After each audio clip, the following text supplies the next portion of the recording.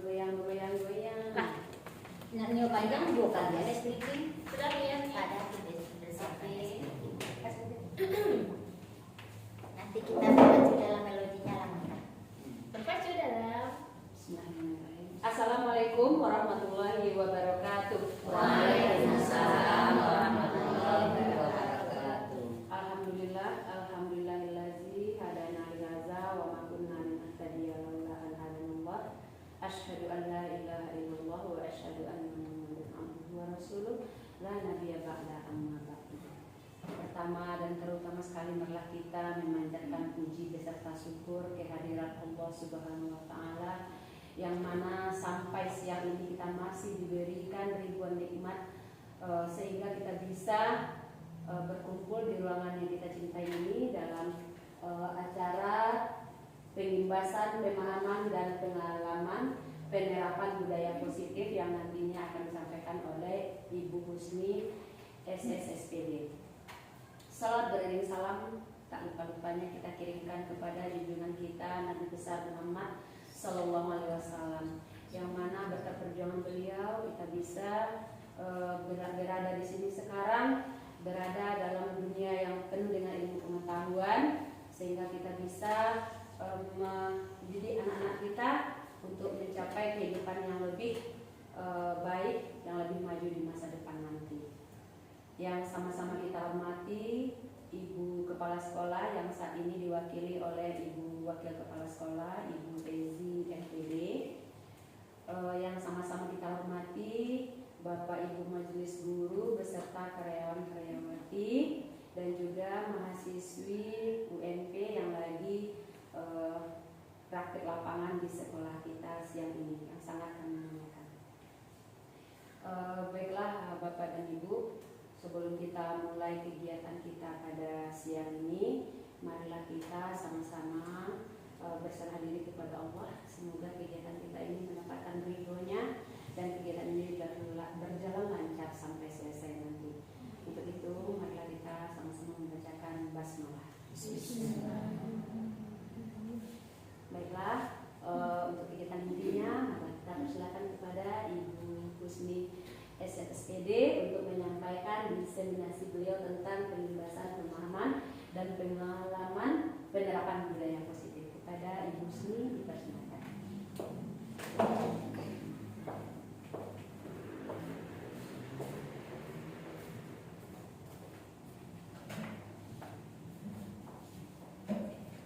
Baiklah Bapak Ibu, terima kasih saya ucapkan kepada Ibu Netriani yang sudah membuka acara ini. Assalamualaikum warahmatullahi wabarakatuh.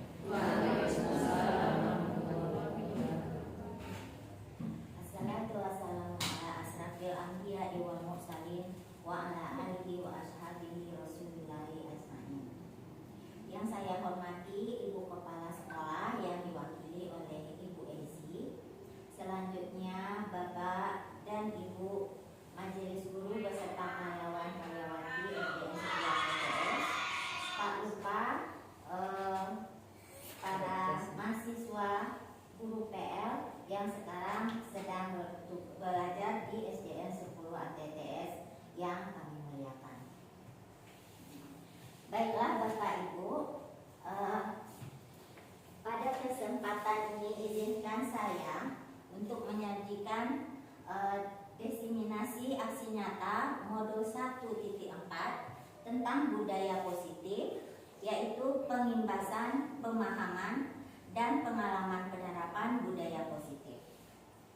Ini adalah salah satu tugas dalam program pendidikan calon guru penggerak angkatan 11 yang sedang saya jalani saat ini.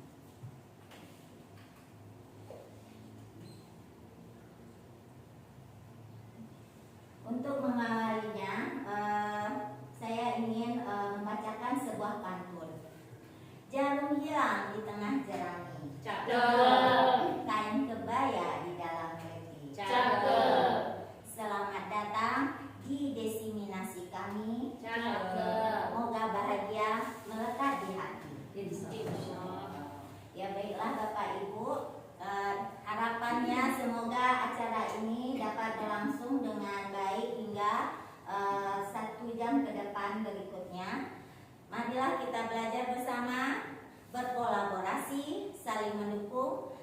mewujudkan disiplin positif di sekolah kita tercinta ini.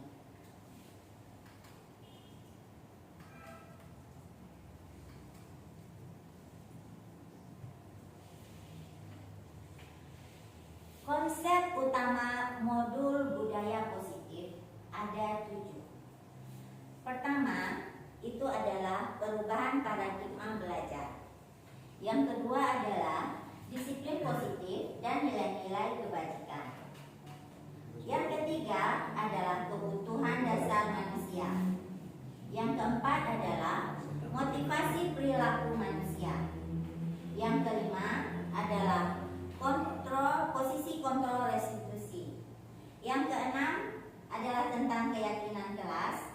Dan yang terakhir adalah tentang segitiga restitusi. Baiklah Bapak Ibu, kita masuk ke bagian pertama, yaitu pembelajaran dengan paradigma baru. Pembelajaran dengan paradigma baru dirancang berdasarkan prinsip pembelajaran yang terdiferensiasi sehingga setiap siswa belajar sesuai dengan kebutuhan dari tahap perkembangannya untuk mewujudkan profil pelajar Pancasila. Profil pelajar Pancasila seperti kita ketahui bersama, satu adalah tentang beriman, bertakwa kepada Tuhan Yang Maha Esa. Profil kedua adalah berkebinekaan global. Profil ketiga adalah bergotong royong. Profil keempat mandiri. Berikutnya adalah bernalar kritis. Dan yang terakhir adalah kreatif. Profil-profil ini adalah harapan kita yang akan ada di para murid kita di masa depan nantinya.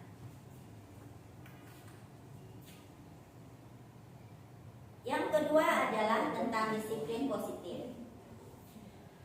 Dalam budaya kita, makna kata disiplin dimaknai menjadi suatu yang dilakukan seseorang pada orang lain untuk mendapatkan kepatuhan. Kita cenderung menghubungkan kata disiplin dengan ketidaknyamanan. Maksudnya adalah disiplin itu kental sekali dengan sebuah aturan yang harus kita laksanakan, suka atau tidak suka. Kalau kita ingin melaksanakan disiplin tersebut. Berikutnya, disiplin positif merupakan salah satu cara penerapan disiplin yang bertujuan untuk menumbuhkan kesadaran serta memberdayakan anak untuk melakukan sesuatu tanpa sogokan, ancaman maupun hukuman. Jadi ini tentang disiplin. Namun yang kita harapkan sebagai pendidik adalah kita ingin menciptakan anak-anak yang memiliki disiplin diri sehingga mereka bisa berperilaku dengan mengacu pada nilai-nilai kebajikan universal dan memiliki motivasi intrinsik bukan ekstrinsik. Artinya motivasi tentang kebajikan yang dipegang oleh anak-anak atau perilaku yang diterapkan oleh anak-anak adalah berasal dari motivasi dalam dirinya sendiri, bukan dari motivasi yang berasal dari luar seperti hukuman atau penghargaan.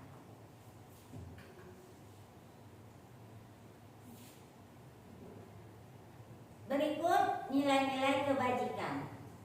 Ada 3 sumber nilai kebajikan yang menjadi acuan bagi kita dalam melaksanakan profil pelajar nilai-nilai kebajikan.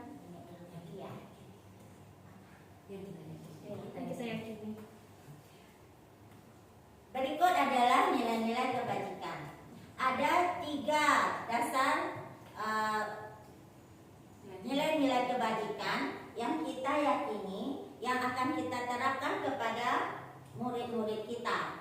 Pertama adalah profil pelajar Pancasila, yaitu berintak kepada Tuhan Yang Maha Esa dan berakhlak mulia. Selanjutnya mandiri, bernalar kritis, berkebinekaan global, bergotong royong, dan kreatif.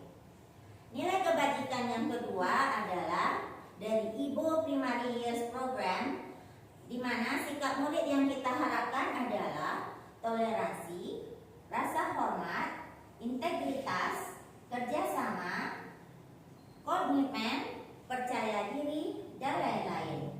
Yang terakhir adalah nilai-nilai kebajikan dari 7 Essential Virtues, yaitu empati, suara hati, kontrol diri, rasa hormat, kebaikan, toleransi, dan keadilan.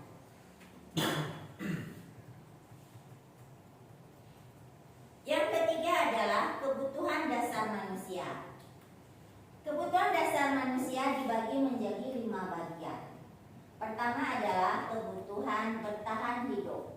Kebutuhan bertahan hidup adalah kebutuhan yang paling pokok dalam kebutuhan manusia, yakni kebutuhan pangan dan sandang, seperti makan, minum, pakaian, dan sekarang mungkin sudah termasuk pendidikan. Itu adalah kebutuhan dasar untuk bertahan hidup. Selanjutnya adalah kebutuhan tentang kebebasan. Setiap orang ingin jiwanya bebas, dirinya bebas tanpa tekanan. Yang ketiga adalah kebutuhan akan kasih sayang dan rasa diterima. Setiap anak ingin memperoleh kasih sayang dari lingkungannya, baik itu dari keluarga, dari guru, dan dari teman-temannya. Selanjutnya adalah kebutuhan akan kesenangan. Kita semua membutuhkan suatu rasa senang dalam melakukan sesuatu. Untuk itu kita harus perhatikan dalam pendidikan bagaimana anak-anak itu merasa bahagia dalam proses pembelajarannya. Yang terakhir adalah kebutuhan akan penguasaan, yaitu anak-anak ingin merasa dihargai, ingin merasa dia bisa. Untuk itulah kita guru-guru harus paham apa yang dibutuhkan oleh anak-anak kita dalam memberikan pembelajaran di kelas setiap harinya. Karena setiap tindakan anak adalah didasari atas kebutuhan dasarnya masing-masing, walaupun itu mungkin tidak akan sama pada setiap anak. Namun guru harus dapat memahami tindakan seseorang adalah berdasarkan pemenuhan kebutuhannya.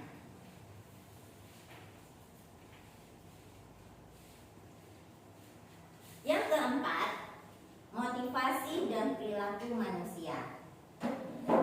Motivasi merupakan dorongan yang timbul pada diri seseorang secara sadar atau tidak sadar untuk melakukan suatu tindakan dengan tujuan tertentu. Ada 3 macam motivasi manusia. Ada 3 macam motivasi dan perilaku manusia yang mendasari sebuah tindakan seseorang. Pertama adalah menghindari ketidaknyamanan dan hukuman. Di sini biasanya murid melakukan disiplin diri karena ia takut dihukum. Ini merupakan motivasi ekstrinsik. Yang kedua adalah motivasi untuk mendapatkan imbalan atau penghargaan dari orang lain. Di sini murid melakukan disiplin diri karena ia ingin mendapatkan imbalan.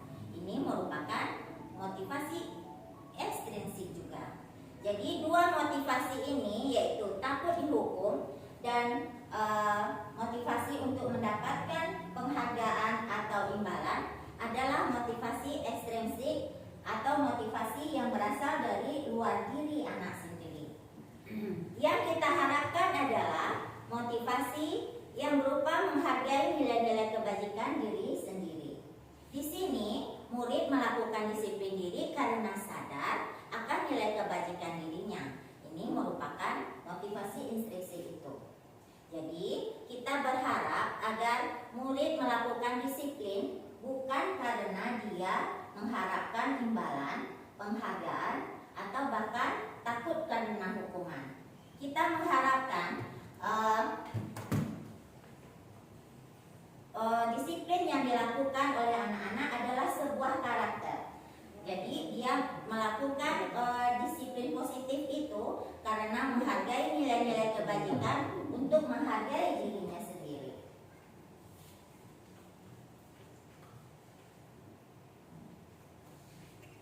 Berikutnya adalah konsep disiplin dengan identitas gagal. Pertama adalah hukuman. Kenapa ini dikatakan gagal? Karena hukuman itu menyakitkan. Selanjutnya, hukuman pasti menimbulkan rasa tidak nyaman.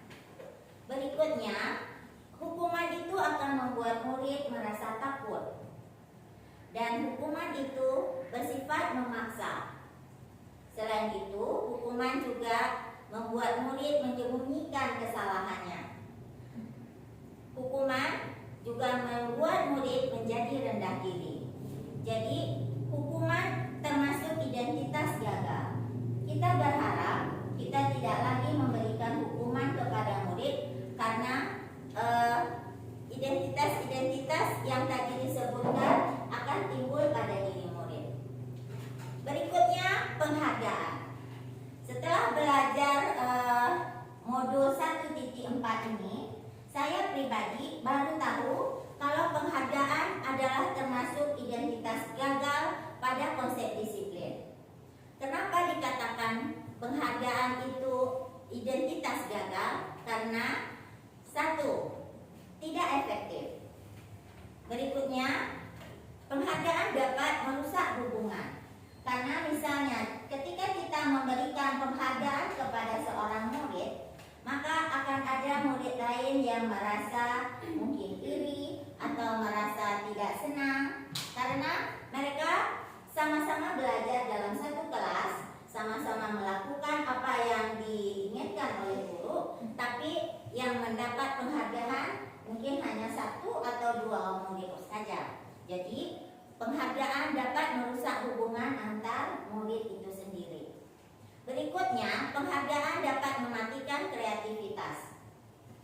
Karena kadangkala kalau suatu perilaku atau tindakan yang tidak lagi diimingi dengan sebuah penghargaan atau hadiah, kadang-kadang anak tidak lagi melakukannya, padahal aktivitas atau tindakan itu adalah aktivitas yang baik dan diharapkan sangat untuk dilakukan oleh murid.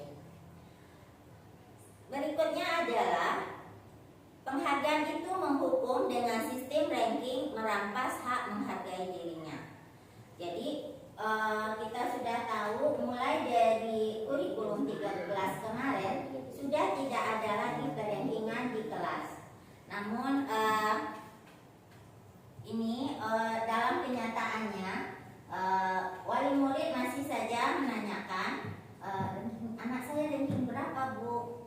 Anak saya peringkat berapa Bu? Sebetulnya itu bukan lagi menjadi prioritas dalam proses pembelajaran di kelas, karena penghargaan itu ternyata memberikan identitas gagal kepada murid-murid, karena kita menganut kebersamaan dan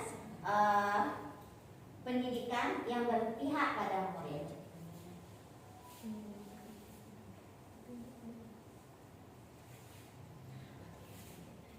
Konsep disiplin dengan identitas sukses.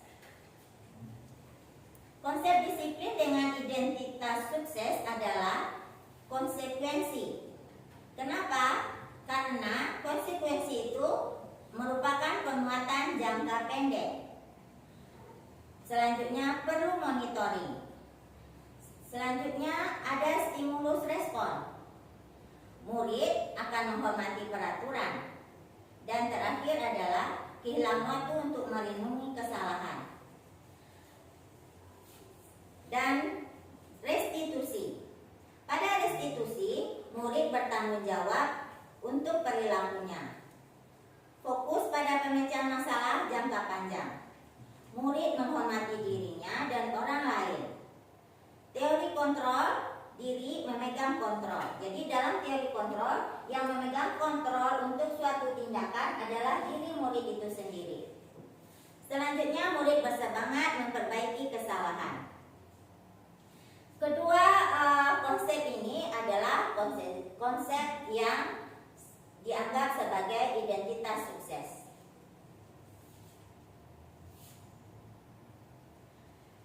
Selanjutnya adalah konsep disiplin pendekatan restitusi.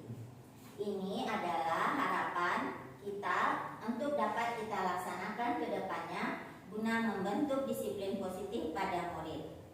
Ini adalah cara menanamkan disiplin positif pada murid yang sekarang dianggap paling benar. Pengertian restitusi itu sendiri adalah proses menciptakan kondisi bagi murid untuk memperbaiki kesalahan mereka sehingga mereka bisa kembali pada kelompok mereka dengan karakter yang lebih kuat. Pernyataan ini disampaikan oleh Busen tahun 2004. Adapun ciri-ciri restitusi adalah bukan menebus kesalahan, namun belajar dari kesalahan. Ciri-ciri berikutnya adalah memperbaiki hubungan. Selanjutnya adalah tawaran, bukan paksaan. Jadi restitusi itu sebuah tawaran, tidak ada unsur paksaan kepada murid. Selanjutnya menuntut untuk melihat ke dalam diri. Terus mencari kebutuhan dasar yang mendasari tindakan. Restitusi adalah fokus pada karakter, bukan tindakan. Yang terakhir, restitusi itu menguatkan dan fokus pada solusi.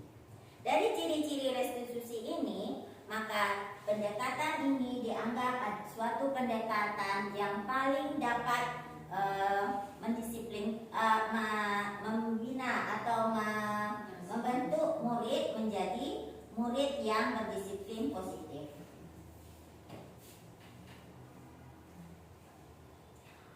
Perbedaan antara hukuman, konsekuensi, dan restitusi.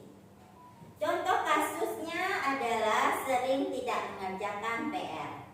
Jika kita ambil kasus di mana seorang siswa sering tidak mengerjakan PR, kita lihat tindakan yang kita lakukan bila kita melakukan hukuman kepada murid, yaitu guru menghukum siswa tersebut hormat bendera selama 10 menit. Ini adalah hukuman karena tidak ada kaitannya dengan mengerjakan PR. Kadang-kala kalau di zaman dulu kita kadang memberi hukuman siapa yang tidak bikin PR itu berdiri di depan kelas. Ini adalah contoh hukuman yang dilakukan oleh murid, yang dilakukan oleh guru kepada murid. Pada hukuman guru akan marah dan murid menjadi takut. Berikutnya, apa yang terjadi pada konsekuensi? Pada saat konsekuensi, guru memberikan konsekuensi untuk mengerjakan PR-nya saat istirahat atau dikerjakan sebanyak 3 kali lipat. Konsekuensi ini murid menerima sebuah pembelajaran di mana dia harus bekerja atas apa, dia harus menebus kesalahan atas apa yang dia lakukan. Di sini guru tegas dan siswa menghormati peraturan. Yang terakhir adalah restitusi. Ini yang kita harapkan, yaitu guru menanyakan keyakinan kelas atau dirinya untuk membantu siswa menyelesaikan masalah. Jadi dalam restitusi, guru bertanya kepada siswa untuk menanyakan keyakinan dirinya, apakah yang dia lakukan itu benar atau salah, dan apa alasan-alasan dia melakukannya. Di sini guru terbuka dan siswa menghormati dirinya dan orang lain. Ini adalah harapan penyelesaian masalah yang kita harapkan terjadi untuk masa-masa ke depannya. Jadi kita tidak lagi melakukan hukuman, kita juga tidak lagi melaksanakan konsekuensi, tapi selanjutnya kita berharap semua kita dapat melakukan restitusi kepada murid. Nah, dari beberapa tayangan tadi, saya berharap guru, bapak-bapak dan ibu-ibu bisa memahami apa yang sudah saya jabarkan. Semoga kita bisa melaksanakan restitusi ini untuk menyegarkan suasana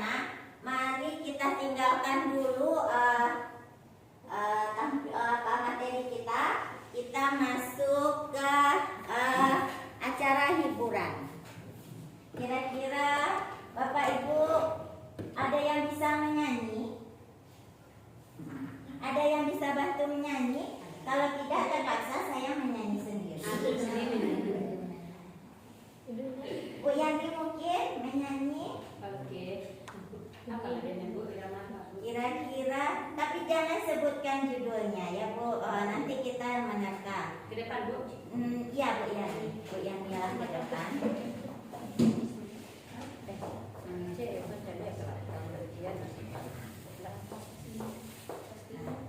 Ininya saja Ibu. Tolong kuncinya.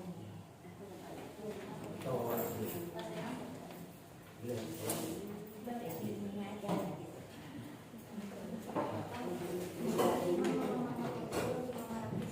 Baiklah Bapak Ibu, Ibu Yani akan menyanyikan satu syair lagu. Nanti kita bersama menebak. Kira-kira judulnya apa? Oh iya. Satu dalam Ibu. Oke, berpacu dalam melodi. Oke, Ibu semua, Bapak dan Ibu semua, di sini nanti kami akan menyanyikan lagu dengan syair seperti yang disebutkan nanti. Kemudian Bapak dan Ibu akan menebak apa judul lagunya. Oke, Bu Sni? Oke. Di sana tempat lahir beta, dibuai, dibesarkan bunda. Oke, Bu Sni yang Oke, Bu Tifa baru dua baris sudah bisa. Silakan Bu Tifa. Oke, Ya, judulnya ya. judulnya saja. Kita langsung menyambung. Iya. Silakan Ibu Pertiwi. Pertiwi. Yang Belum ya. Oke, Ibu Ibu Ira. Bu Ira, silakan Ibu Ira. Oke, 100 buat Bu Lira. Sekarang mari kita berikan Ibu Ira tepuk santiang. Santiang. Ampu suwo, ampu kida, duo ampu Lira santiang. Oke. Oke. Next. Selanjutnya Ibu Yani. Pilin papilin tali rantai, tali sampan di muaro. Kirim ba kirim tidak sampai, hati lama buat keduanya bezi. Ya, Bu Oke. Eni. Oke. 100 100 buat Bu Ezi. Iya, oke. Tepuk santiang juga untuk Bu Eni. Tepuk santiang. Ampu suwo, ampu kida, duo ampu santiang. Oke. Aduh, kalau ini kan susah nih bos nih. Apa itu? Usah meminta sisiak kali B. Ayo Bu. Usah meminta sisiak kali B dia. Balikan saja aku nandape dia. Pucuk paranci jasa balado dia. Jangan jo patai kajadi juwo dia. Oke. Aduh. Hah? Lah lagi? Mungkin Tambah Siti Baladi. Oke.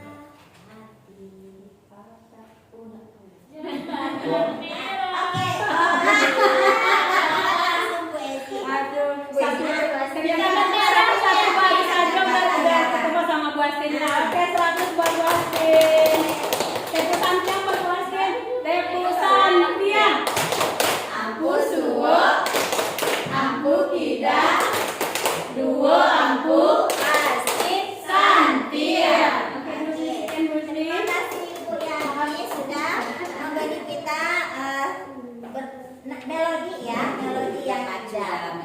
Ya, kita berpacu dalam melodi ini adalah melodi terakhir. Mudah-mudahan Ibu bisa menjawabnya karena ini lagu cukup lama sesuai dengan umur saya. Wanita dijajah pria sejak dulu, dijadikan perhiasan sangkar madu, namun ada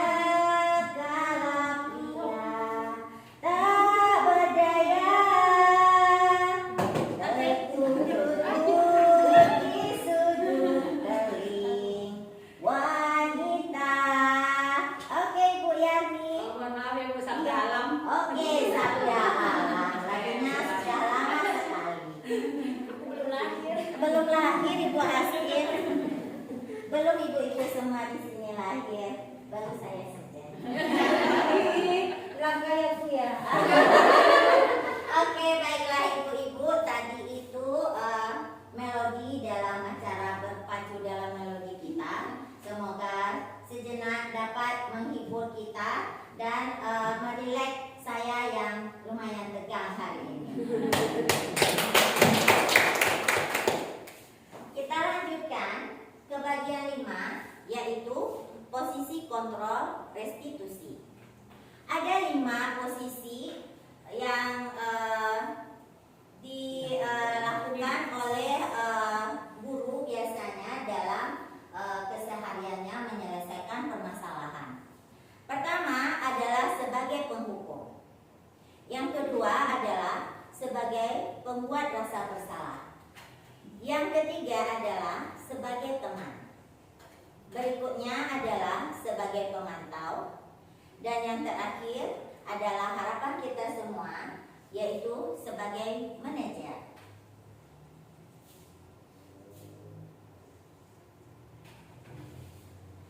Apa itu penghukum, pembuat rasa bersalah, teman, pemantau, dan manajer? Kita ambil contoh kasus di mana siswa tidak memakai atribut lengkap saat upacara bendera. Bila kita adalah sebagai penghukum atau guru posisinya adalah sebagai penghukum, maka kita akan mengatakan kepada siswa atau murid, yaitu patuhi aturan sekolah, lalu berdiri di depan barisan. Kalau kita sebagai penghukum, maka anak-anak akan menerima hukuman atas tindakan yang dia lakukan. Jadi di sini kita hukumannya adalah berdiri di depan barisan, maka anak-anak akan merasa malu di depan teman-temannya. Sedangkan hukuman yang kita berikan sebetulnya tidak ada kaitannya dengan kesalahan yang dia lakukan, yaitu tidak memakai atribut lengkap. Selanjutnya, posisi sebagai pembuat rasa bersalah. Maka seorang guru dalam posisi ini bisa jadi berkata, berapa kali Bapak harus memberitahu kamu, Bapak kecewa sama kamu. Dengan ungkapan seperti ini, anak akan merasa bersalah karena dia merasa telah mengecewakan Pak gurunya. Selanjutnya, posisi sebagai teman. Jika seorang guru mengambil posisi kontrol sebagai teman, bisa jadi dia akan berkata, ayolah yang terbaik, buat Bapak bangga kali ini. Tidak apa-apa kamu salah. Kalau seorang guru untuk menyelesaikan permasalahan mengungkapkan kalimat seperti ini, bisa jadi dia adalah menerapkan posisi kontrol sebagai teman. Berikutnya sebagai pemantau. Kalimat yang mungkin diucapkan oleh guru sebagai pemantau adalah, kamu sudah melanggar. Apa peraturan dan konsekuensinya? Kalimat seperti ini berarti guru meminta seorang murid memikirkan atas tindakannya. Jadi di sini guru memantau sejauh mana murid memahami tindakan yang sudah dia lakukan. Yang terakhir adalah manajer. Sebagai manajer, seorang guru akan mengatakan, apakah kamu tahu kesalahanmu? Kira-kira bagaimana kamu akan memperbaiki kesalahan ini? Dari kalimat seperti ini, kita bisa melihat kalau di sini kita meminta murid memahami nilai-nilai yang ada, nilai-nilai kebaikan yang ada pada dirinya, dan nilai-nilai yang sudah disepakati bersama mungkin di kelas atau di sekolahnya. Inilah posisi yang kita harapkan karena guru menggali dari murid itu sendiri untuk memperbaiki kesalahannya.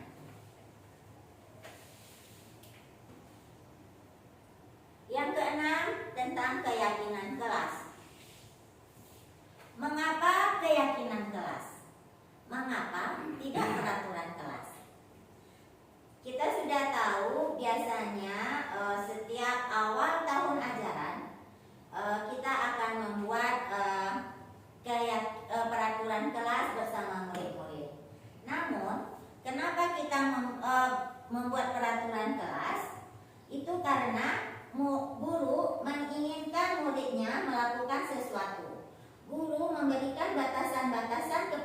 murid supaya murid melakukan tindakan-tindakan sesuai harapannya.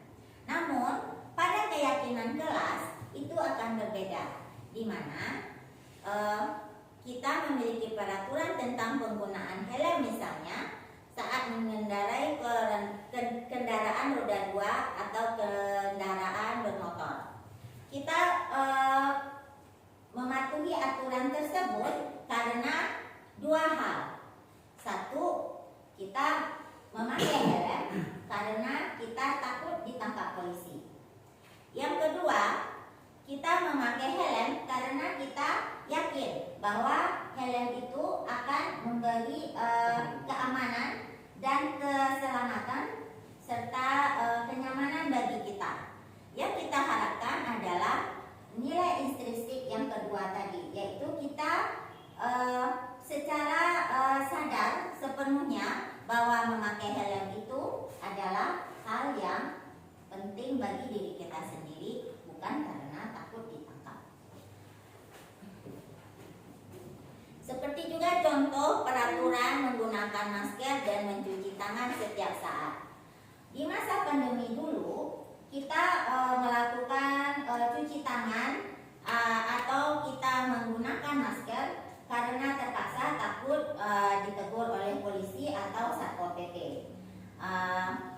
Tapi saat ini orang akan sendirinya memakai masker atau mencuci tangannya tanpa harus diancam atau merasa terancam akan ditegur oleh pihak yang berwajib atau yang berkepentingan.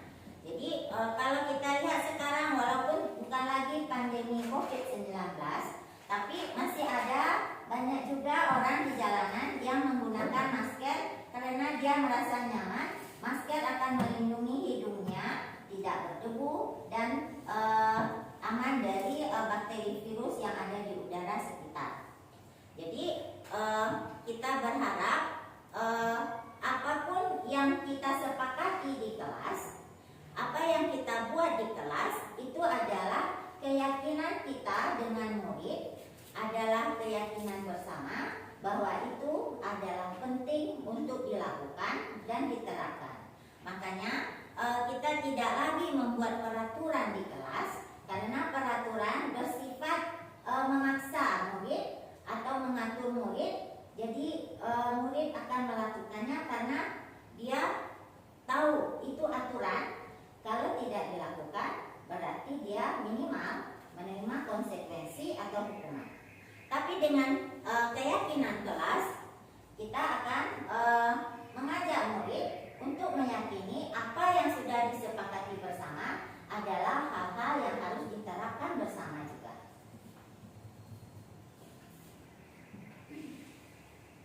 Kegiatan membuat keyakinan kelas. Guru bersama siswa membuat keyakinan kelas. Pertama adalah yang dilakukan berdiskusi tentang peraturan. Sebelum membuat keyakinan kelas, guru dan murid berdiskusi terlebih dahulu tentang peraturan-peraturan yang mungkin akan dilaksanakan bersama. Selanjutnya, peraturan yang sudah dirumuskan bersama dijadikan sebagai suatu keyakinan. Rumusan ini akan dirubah menjadi kalimat positif. Maksudnya, misalnya ada kalimat jangan membuang sampah sembarangan, dijadikan kalimat positif, yaitu membuang sampah pada tempatnya. Jadi kita tidak lagi menggunakan kata negatif seperti kata tidak, kata jangan. Ini akan mendorong siswa untuk memahami nilai-nilai kebaikan yang ada dari keyakinan yang dibuat bersama. Selanjutnya, keyakinan yang sudah dirumuskan tersebut ditempel di kelas untuk dijadikan acuan atau pandangan sebagai keyakinan hasil kesepakatan bersama.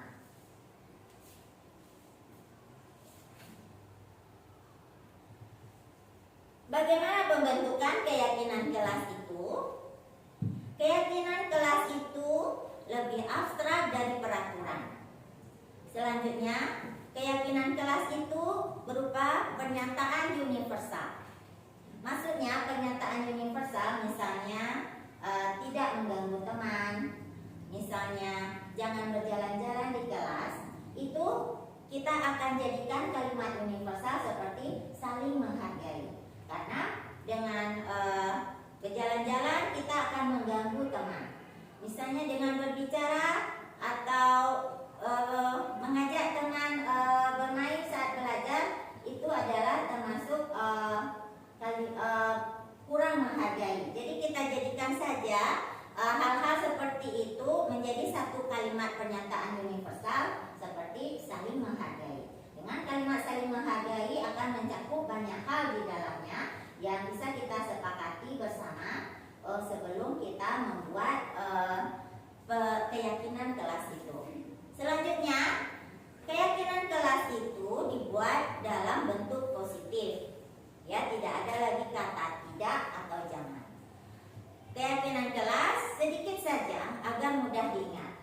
Kita tidak perlu membuat keyakinan kelas 100 atau 50 buah, karena itu akan menyulitkan murid dan membuat murid menjadi takut karena melihat sekian banyaknya yang harus dia lakukan.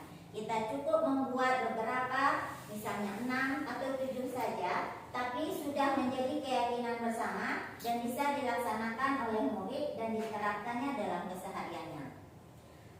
Berikut sesuai dengan kondisi kelas dan sekolah agar mudah diterapkan. Jadi keyakinan kelas harus disesuaikan dengan kondisi kelas.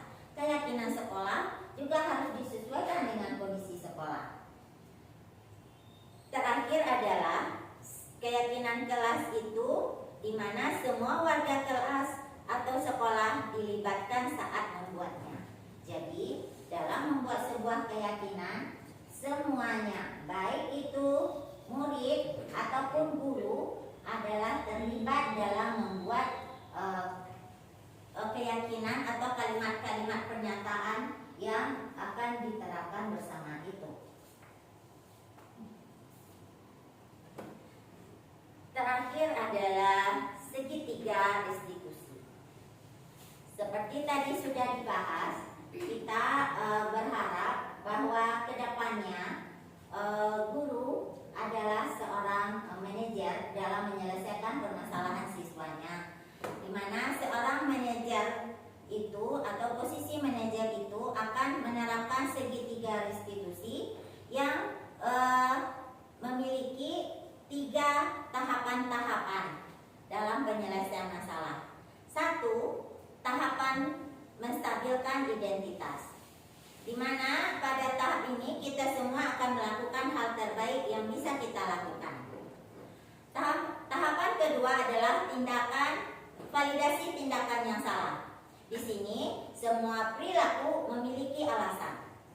Yang ketiga adalah menanyakan keyakinan. Kita semua memiliki motivasi internal. Jadi segitiga restitusi ini adalah tahapan-tahapan yang akan kita lakukan saat menyelesaikan permasalahan yang ada pada siswa. Ini adalah contoh penerapan segitiga restitusi yang saya lakukan di kelas 2.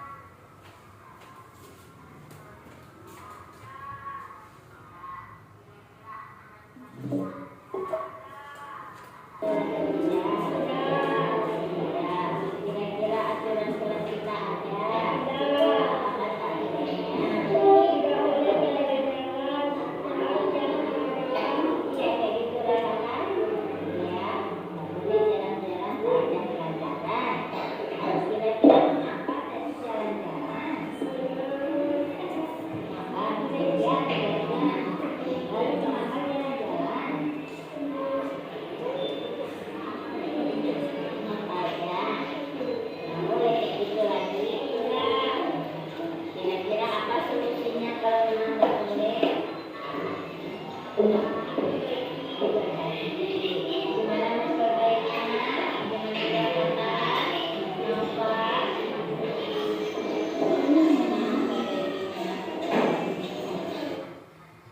Bukan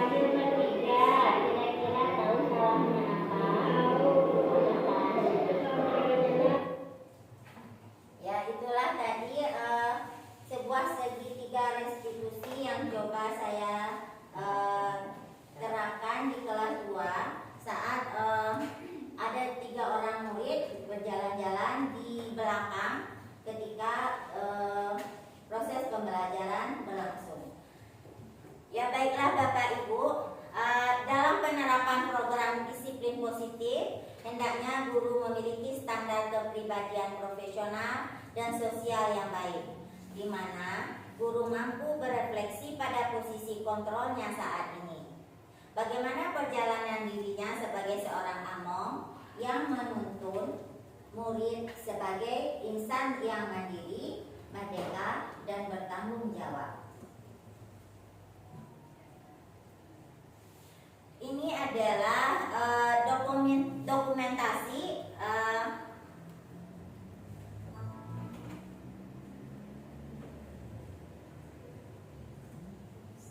baiklah Bapak Ibu, ini adalah dokumentasi saat kami di kelas 2 membuat keyakinan kelas. Pada gambar pertama itu adalah kita meminta para murid menuliskan keyakinan atau nilai-nilai kebaikan yang mereka yakini untuk ditulis di selembar kertas.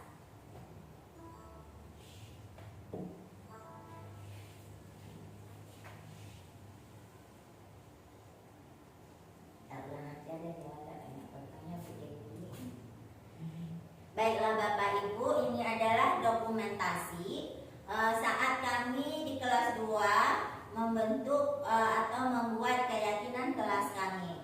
Pada gambar pertama ini terlihat siswa menuliskan nilai-nilai kebaikan yang mereka yakini pada selembar kertas.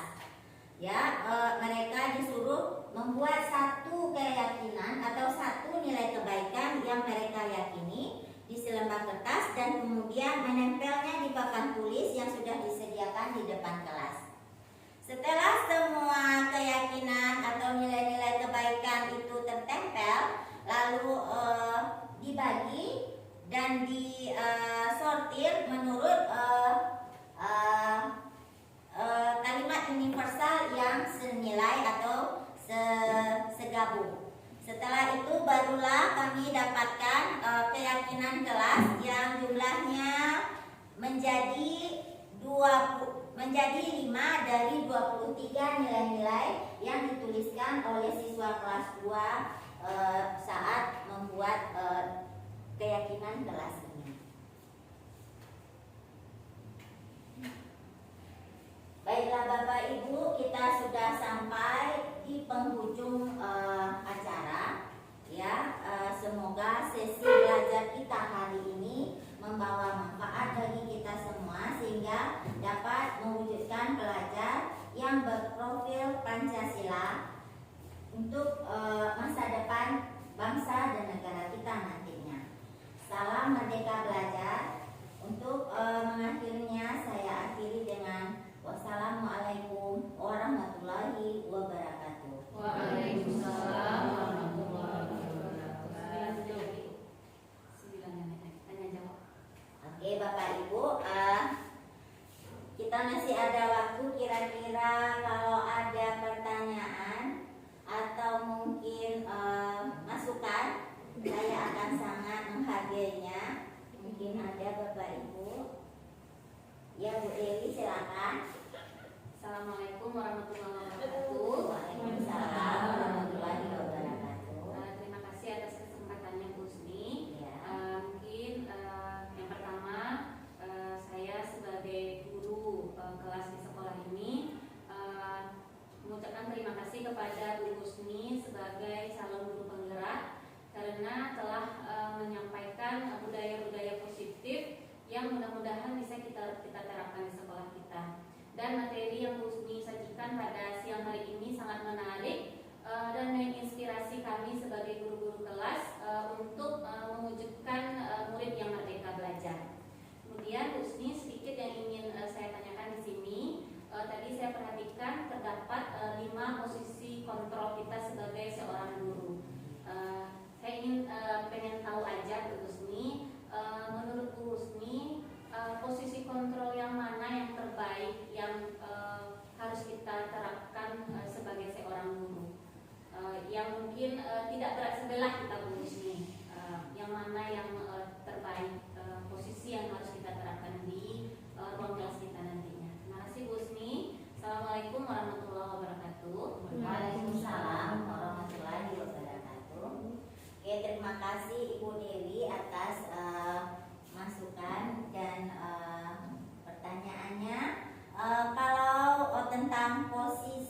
kontrol seorang guru yang diharapkan itu kan ada tadi penghukum, ada pembuat rasa bersalah, ada sebagai teman, ada pemantau, dan ada manajer.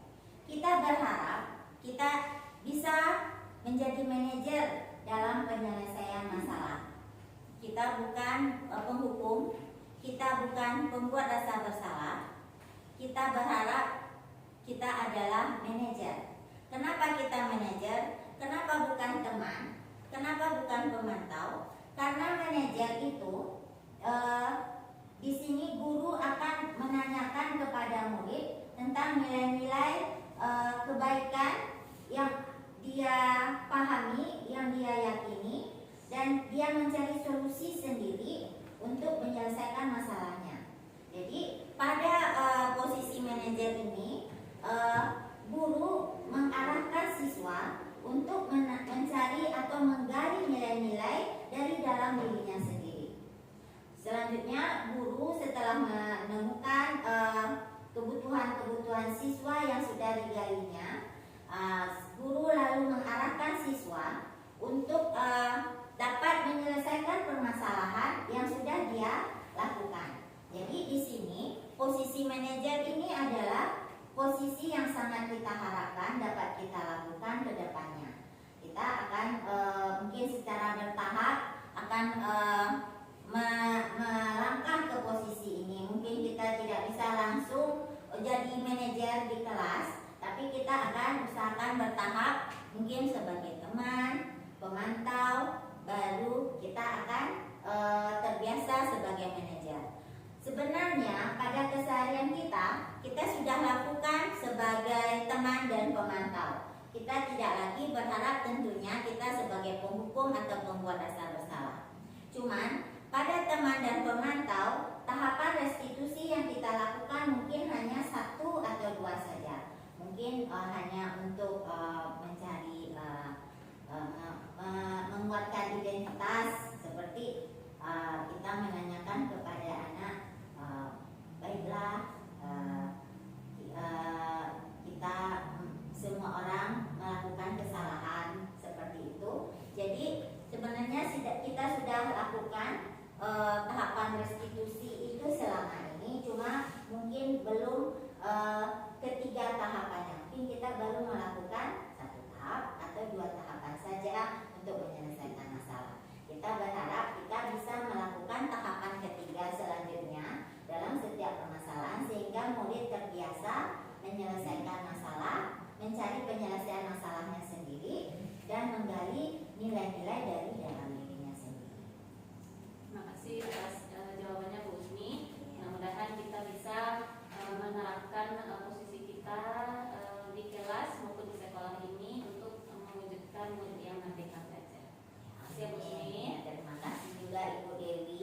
Sebenarnya kita ingin berbagi Bapak Ibu, karena ini adalah kegiatan yang akan kita lakukan bersama-sama nantinya untuk mewujudkan murid sesuai harapan kita. Kalau tidak ada lagi pertanyaan, mungkin ada lagi pertanyaan Bapak Ibu? Sudah Bu. Sudah. Baiklah, karena waktunya juga sudah sampai di penghujungnya, saya mohon maaf atas segala khilaf dan kekurangan yang sudah saya lakukan selama penyajian tadi. Saya ucapkan terima kasih atas waktu dan perhatian Bapak Ibu dalam acara saya ini. Saya akhiri dengan wassalamualaikum warahmatullahi wabarakatuh. Waalaikumsalam.